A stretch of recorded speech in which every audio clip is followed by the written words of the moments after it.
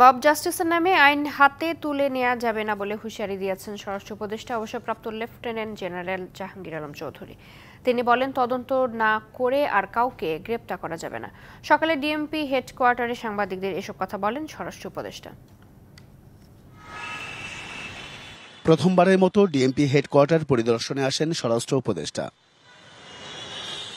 পরিদর্শন শেষে সাংবাদিকদের সাথে কথা বলেন তিনি। জানান, এখন পুলিশ বাদী হয়ে মামলা দিচ্ছে না, ভুক্তভোগীরাই মামলা করছেন। এটা ইতিবাচক। আগে পুলিশ কিন্তু মামলা দিত, এখন যারা মামলা দিচ্ছে এটা তো সাধারণ জনগণ। ইনভেস্টিগেশন ছাড়া কাউকে অ্যারেস্ট করা হবে না।